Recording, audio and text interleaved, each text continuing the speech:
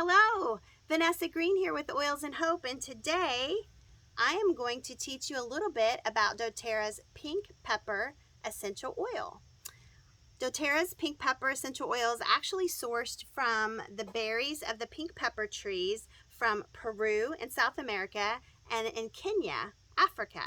And so what's great about that is when you combine these two plants together, the oils, you get this amazing chemistry. We're going to talk a little bit about that. The top three main constituents in pink pepper essential oil are limonene, alpha-philandrine, and myrcene, or mercrine. I'm not sure how you pronounce that. But those are amazing cell protecting essential oils. So I want you to try to think about and get in the habit of using oils on a more proactive basis instead of just reactive. I know a lot of us, we're getting more used to grabbing our essential oils from our medicine cabinet instead of, all the over-the-counter things, and we're getting really good about that.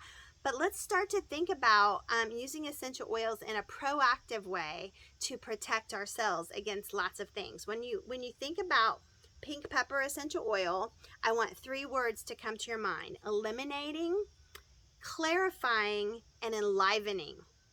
Eliminating, clarifying, and enlivening. Okay, so we've already talked about where it's sourced from and that it's sourced from the actual berry of the plant.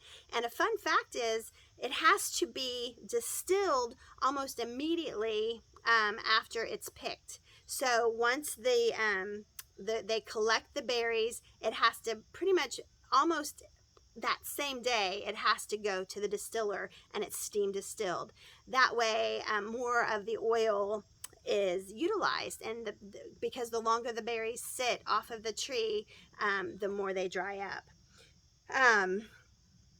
This oil can be used, doTERRA's pink pepper can be used internally, aromatically, and topically. Okay, and actually the best way to use this oil is internally. I suggest dropping it under your tongue, or you could use veggie caps. If you don't know what a veggie cap is, it's basically just an empty capsule where you can put oils in. Just looks like this. You can pull it apart and then drop your oils in and put it back together. I think this is what, $5 or $6, so you get like 120 capsules, 160 veggie caps. So this is a must-have in your home. You must have veggie caps. So pink pepper, best way is internally, and the easiest way is probably going to be by making a veggie cap. You could also add it to your food. You can use it as a spice. I have a honeybee that's decided to visit me. This is going to go into the bloopers reel. Maybe they like pink pepper. Maybe I should set it over here. Okay, let's just go into some of the top uses. And again, I'm going to go to my trusty Essential Life book. I love that. It's, my go-to. You do not have to be an expert to use essential oils. Just have high-quality doTERRA essential oils and a good resource book, which I recommend, The Essential Life. And this happens to be the 7th edition. Okay, so top uses for pink pepper essential oil. At the very top of the list, lymphatic congestion, cancer, and candida. Remember, I said the three words I want you to remember: eliminating, clarifying, and enlivening. So eliminating and clarifying would go with lymphatic congestion, cancer, and candida. For those issues, you're going to combine frankincense with the pink pepper and take in a capsule, followed by water. Another way you could do it is just drop it in your water. If you don't mind the taste, you can just drop it in your water. You can also drop it under your tongue sublingually. You've got lots of little blood vessels and capillaries right there that the oil can just get straight into your bloodstream that way. So it's best for systemic support. Crohn's disease, nausea and vomiting, gas and bloating, poor appetite. You're going to apply to the areas of concern, so that would be your abdomen, or take under your tongue or in a capsule. Pain medication addiction. Unfortunately, that's a huge problem in our country today. And, from what I understand, it's a hard thing to beat. So this could be a tool in your toolbox to help you kick a pain medication addiction. For doing that, you're going to combine it with copaiba and black pepper and take it in a capsule. Pink pepper is also great for gout, rheumatism, and arthritis. You're going to apply it to the areas of concern and take in a capsule. When you apply it to an area of concern, if you have arthritis in your hands, you would want to put a few drops of fractionated coconut oil and then a few drops of your pink pepper and rub it in, and then rub it into your hands. This way it will take longer to absorb and it will stay right in this localized area for a little bit longer. Okay, it's also great for PMS, cramps, any kind of breast cancer issues. So for that, it says to take in a capsule and apply to the areas of concern. Let me just stop right there and say, I'm not a doctor. I don't even play one on TV or YouTube, but I want you to know that there are tools like these essential oils that we can give our bodies so our bodies know what to do, okay? The better tools that our bodies has, the better then it's able to do what it's designed to do. Our bodies are designed to heal itself. You scratch your hand, what happens? Do you have to punch in some buttons or, do anything to tell your body, hey, you need to make a scab and stop that bleeding to keep, make the scab to keep infection out and to keep our blood in? Do we have to tell our body to do that? No, of course not. It has an innate ability to do that and our bodies just know what to do, and it knows what to do all throughout our whole body, not just with a scratch, okay? Not just with a broken bone.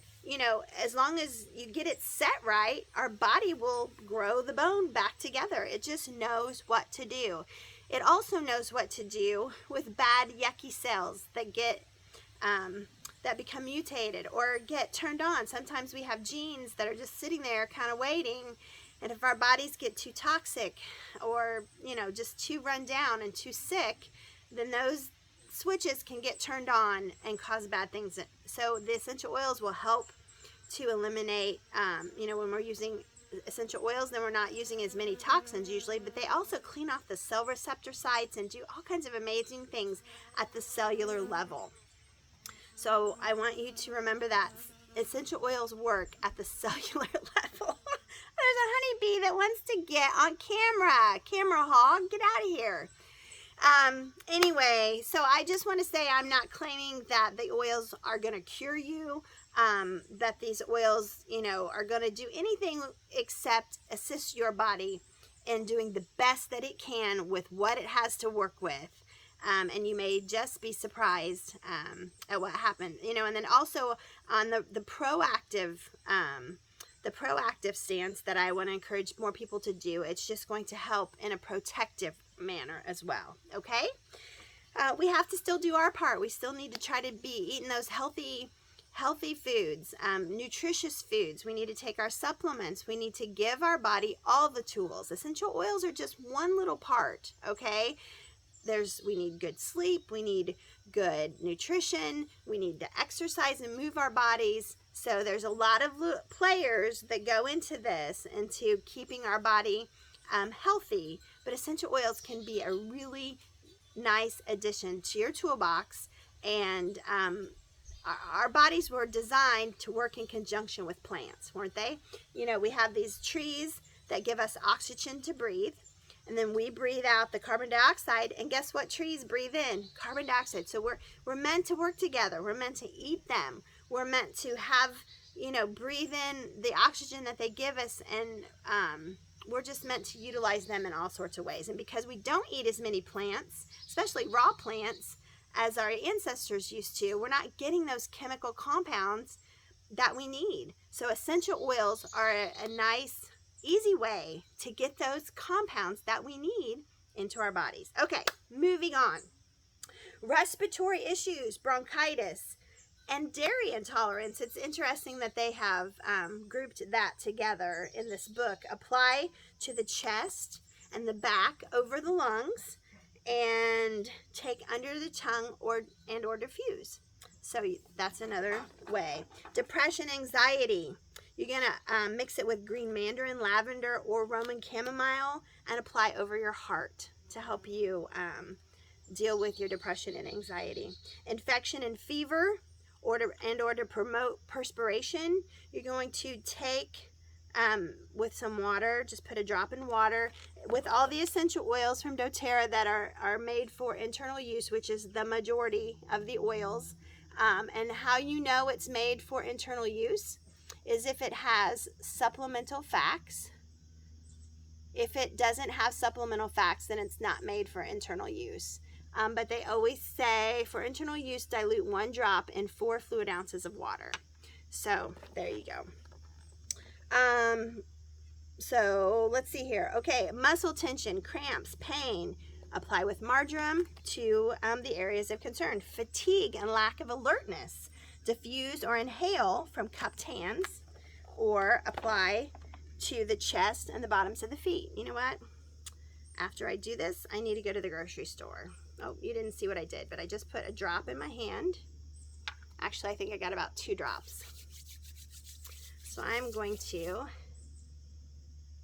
inhale. It does have a peppery type of smell, but it's a light pepper. It's not gonna cause you to sneeze or anything, but hopefully it's gonna give me some energy, get me alert, help me focus in case I forget my list. Don't want to forget my list when I go to the grocery store. Another thing in regard to alertness and energy, you may not want to use pink pepper essential oil right before bed. Maybe use it earlier in the day. Don't wait until bedtime to use your pink pepper, okay? And speaking of going to bed, I said don't use it right before you go to bed, but the next area the pink pepper can help with your life is as an aphrodisiac, and it's euphoric, warming, and invigorating. So apply on the abdomen with ylang ylang and jasmine, or jasmine. Okay, moving right along. Metabolic syndrome and obesity, high blood sugar, and cholesterol. Taking a capsule with grapefruit essential oil and black pepper essential oil. I think this might be known as the skinny jeans blend that I've heard people talk about. So it would be pink pepper, grapefruit, and black pepper. And that's going to help with controlling blood sugar, cholesterol, and some metabolic issues that you might have. Poor circulation, apply to the areas of concern. So I've heard of people dry brushing. Don't know if you've ever heard of that or not, but it's literally where you take a brush, and they have special body brushes that are soft and made for this, and you can put a little bit of pink pepper essential oil on your dry brush and then brush your body. And you want to do this before you get into the shower, and it's going to stimulate circulation. You always want to go towards your heart. I think that's what I've heard. So when you're dry brushing your body, with your legs and your arms and your abdomen, you always want to brush towards your heart. This is going to help with your lymphatic flow. It's going to help with your circulation. It's going to help get rid of the dry skin and buff up your skin, and going to get some great benefits from that. Last thing would be for flavoring.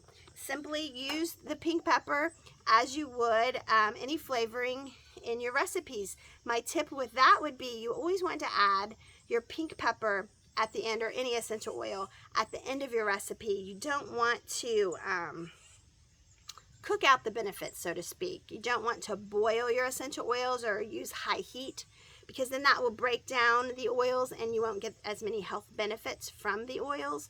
So always add them at the end of your recipe. And I always suggest starting with a toothpick size amount. You take a toothpick, put it in the hole, and then stir the toothpick into your recipe, and then taste it and see if that is enough. And if not, you can always use more. Maybe turn your toothpick over and do the same thing. So those are my tips for pink pepper. That's what we're talking about today. So I hope that you found that interesting, and I hope that you learned something new. I think that I think I've covered everything that I want to cover, and I thank you for tuning in, and I look forward to talking to you again next time. Thanks. Bye.